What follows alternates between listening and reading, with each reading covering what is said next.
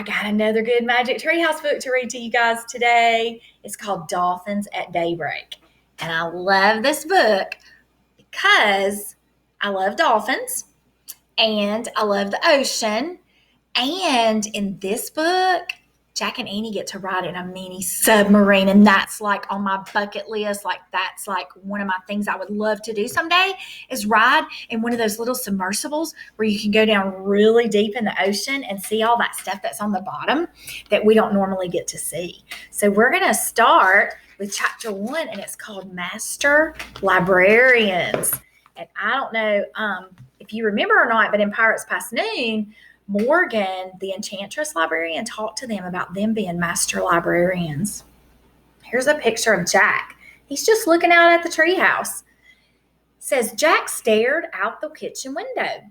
The sun was not up yet, but the sky was growing lighter. Jack had been awake for a long time. He had been thinking about the dream he had had, the dream about Morgan Le Fay. The treehouse is back, Morgan had said. I'm waiting. Jack wished that dreams were real. He missed Morgan's magic treehouse. Jack! His little sister Annie appeared in the doorway. We have to go to the woods now, she said. Why? Jack asked. I had a dream about Morgan, exclaimed Annie. She said the treehouse is back and she's waiting for us. That was my dream, said Jack. Oh, wow, said Annie. She told you too? So it must be important. But dreams aren't real, said Jack. Some dreams aren't, but this one is, said Annie. I can just feel it. She opened the back door. I'll see you later. Wait, I'm coming, said Jack. He raced up the stairs. Having the same dream must mean something, he thought. He grabbed his backpack and threw his notebook and pencil into it. Then he ran downstairs. We'll be back soon, Mom, Jack called into the living room. Where are you going so early? His dad called. Just for a quick walk, said Jack.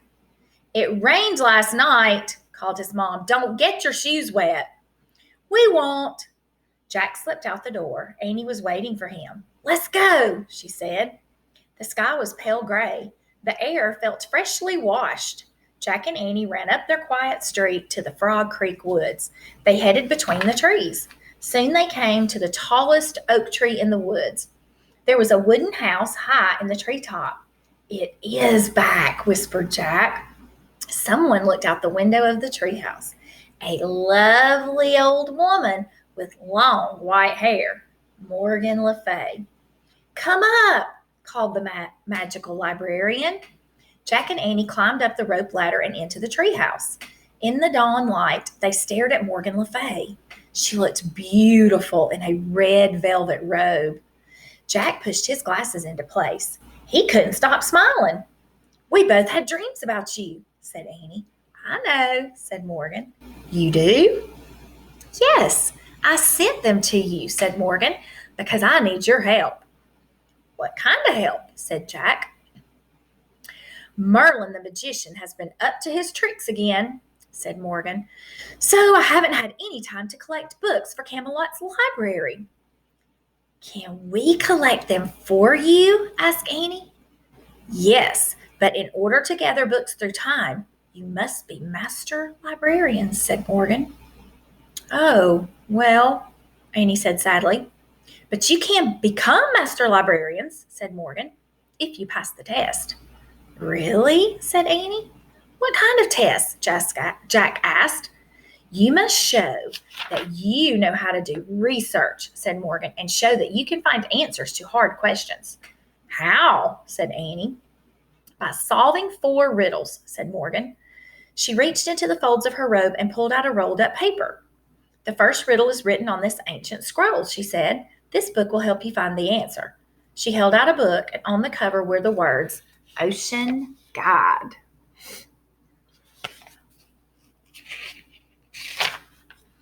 This is where you have to go, said Morgan. The ocean? Oh boy, said Annie. She pointed at the cover. I wish we stop. Jack grabbed Annie's hand. How will we know if we found the right answer to the riddle? He asked Morgan. You will know, Morgan said mysteriously. I promise you will know. Jack let go of Annie's hand. She pointed again at the cover and finished her wish. I wish we could go there. The wind started to blow. Are you coming with us, Morgan? Jack said. Before Morgan could answer, the treehouse started to spin. Jack squeezed his eyes shut. The treehouse spun faster and faster. Then everything was still. Absolutely still. Jack opened his eyes. Morgan Le Fay was gone. Only the ancient scroll and the ancient book were left in her place. Chapter 2, The Reef. Look at that treehouse landed right in the sand on the edge of the ocean. A breeze blew through the window. Seagulls cried. Waves lapped the shore. Annie picked up the riddle scroll. She unrolled it. Together, she and Jack read the riddle. Rough and gray as rock, I'm plain as plain can be, but hidden deep inside, there's great beauty in me. What am I? Let's go find the answer, said Annie. She and Jack looked out the window. The treehouse wasn't in a tree. It was on the ground. Why is the ground pink? Said Jack. I don't know, said Annie, but I'm going out there. I'm going to do a little research first, said Jack. Annie climbed out of the treehouse. Jack picked up the ocean book and flipped through it. He found a picture of a pink island surrounded by water. He read, "This is a coral reef. Corals are tiny sea animals. After they die, their skeletons remain. Over time, the reef builds up from stacks of coral skeletons." Oh, man, tiny skeletons, said Jack. He pulled out his notebook and wrote, "Millions of coral skeletons." Jack! Jack! Come look at this! Cried Annie. What is it? I don't know, but you'll love it, she said. Jack threw his notebook and the ocean book into his pack. He climbed out the window. Is it the answer to the riddle? He called. I don't think so. It doesn't look very plain, said Annie. She was standing at the edge of the water. Beside her was a strange-looking machine. Jack hurried over the bumpy coral to get a better look. The machine was half on the reef and half in the clear blue water. It looked like a huge white bubble with a big window. Is it a special kind of boat? Asked Annie. Jack found a picture of the machine in the ocean book. He read, Scientists who study the ocean are called oceanographers. Sometimes they travel in small diving vessels called submersibles or mini-subs to study the ocean floor. It's a mini-sub, said Jack. He pulled out his notebook. Let's get inside it, said Annie. No, said Jack. Actually, he did want to see what the sub looked like inside, but he shook his head. We can't. It's not ours. Just a teeny peek, said Annie. It might help us figure out the riddle. Jack sighed. Okay, but we have to be careful. Don't touch anything, he said. Don't worry, said Annie. And take off your shoes so they won't get wet, said Jack. He and Annie slipped off their shoes and socks and threw them towards the treehouse. Then they stepped carefully over the sharp coral. Annie turned the handle on the hatch of the mini sub. It opened. She and Jack climbed inside. The hatch slammed shut. The mini sub was tiny. 2 seats faced the big window. In front of the seats was a computer built into a control panel. Annie sat down. Look, guys. Isn't that cool? You can just ride it right into the waves and under the water. Jack opened the ocean book and read more on the mini sub page. Mini subs have strong hulls to keep air in and protect those aboard from water pressure. Computers are used to guide the mini sub through the ocean. Oops, said Annie. What's wrong? Jack looked up. Annie was waving her hands in front of the computer. Now the screen showed a map. What's going on? Said Jack. I just pressed a few keys, said Annie. What? I said not to touch anything, said Jack.